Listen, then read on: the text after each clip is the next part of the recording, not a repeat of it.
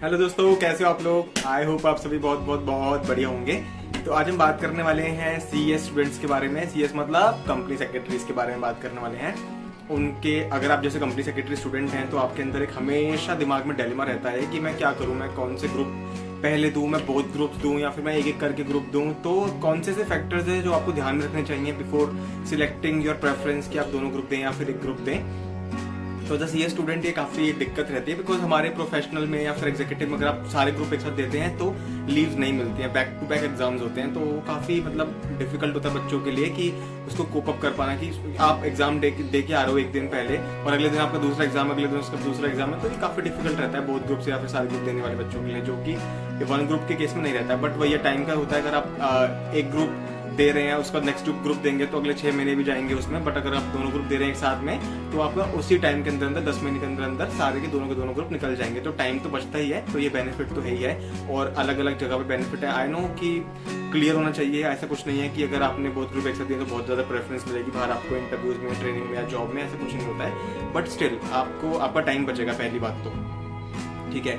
एक सेकेंडली जो second factor मुझे लगता है जो बहुत ज़्यादा आपको ध्यान में रखना चाहिए बिफोर सिलेक्टिंग ग्रुप, अगर आप एक ग्रुप दे रहे हैं, अगर आप एग्जीक्यूटिव पास हैं और आप प्रोफेशनल का एक ग्रुप देने की सोच रहे हैं तो आपको एक ग्रुप के बारे में तब सोचना चाहिए जब आपके पास ऑलरेडी ट्रेनिंग हो, आप ट्रेनिंग कर रहे हो। ट्रेनिंग करते करते एक एक ग्रुप देना समझ में आता है क्योंकि उससे आपका टाइम भी ट्रेनिंग वाले टाइम में आपके एग्जाम भी निकल जाएंगे और आपको ट्रेनिंग की टेंशन भी लेनी पड़ेगी, ट्रेनिंग भी खत्म हो जाएगी टाइम पे। ठीक है, अगर आप सोच रहे हैं कि प्रोफेशनल के सारे ग्रुप में एक साथ देता हूँ, आराम से ट्रेनिंग करता हूँ, तो दैट्स अ सेकंड ऑप्शन कि आप सारे ग्रुप 10 महीने के अंदर प्रिपेयर करके प्रोफेशनल के उनको निकाल दीजिए और आराम से फिर बैठ के 21 महीने की ट्रेनिंग करिए आराम से। तो ये भी एक ड्राइविंग फैक्टर होता है कि बच्चों को क्या करना चाहिए, बहुत ग्रुप देने चाहिए या फिर सिंगल ग्रुप के लिए जाना चाहिए।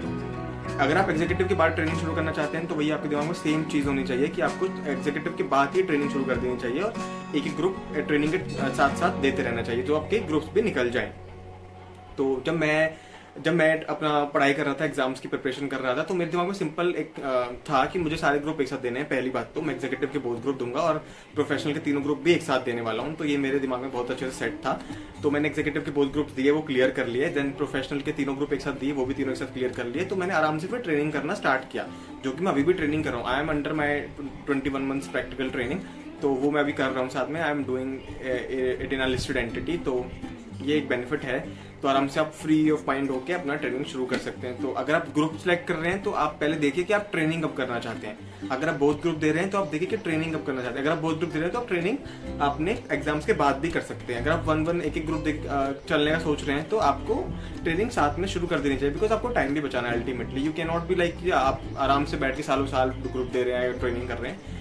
तो ये है। तो so this is how it is. तो जो मैंने आपको पूरा अभी तक बताया है सारा, तो एक बेस्ड ऑन माय एक्सपीरियंस, हो सकता है कि आपका कुछ अलग पर्सपेक्टिव हो सकता है कि आप कुछ डिफरेंट अप्रोच रखते हो, तो दैट्स ऑल्सो फाइन। बस ये मैंने इसलिए बताया क्योंकि मैंने अपने फ्रेंड्स को देखा है कि वो कैसे करते हैं। बिकॉज मैंने सारे ग्रुप दिए तो मेरे को अपना पता है, पर जो मेरे फ्रेंड्स हैं उन्होंने एक एक ग्रुप करके भी दिया है और उन्होंने साथ में ट्रेनिंग भी शुरू कर दी थी।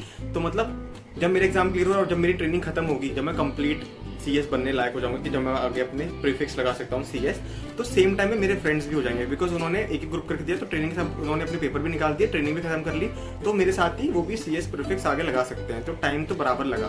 बट बस क्या एक अलग फैक्टर होता है कि उन्होंने अपने ट्रेनिंग के टाइम पे पेपर दिए, तो थोड़ा सा वो मैनेज कर पाना थोड़ा डिफिकल्ट होता है प्रैक्टिकल ट्रेनिंग के साथ, जो मेरे को दिक्कत नहीं है क्योंकि मैंने सारे ग्रुप एक साथ दे दिए थे। तो दैट्स हाउ इट इज। अगर आपको वीडियो देख के थोड़ी सी भी क्लैरिटी मिली है कि आपको सिंगल ग्रुप के लिए जाना चाहिए या बोथ ग्रुप के लिए जाना चाहिए, तो आपको इस वीडियो को लाइक करना है। और ऐसे इंटरेस्टिंग वीडियोस मैं इस चैनल पर डालता रहूंगा। तो do like, share, comment and subscribe to my channel for latest update. Thank you and bye bye.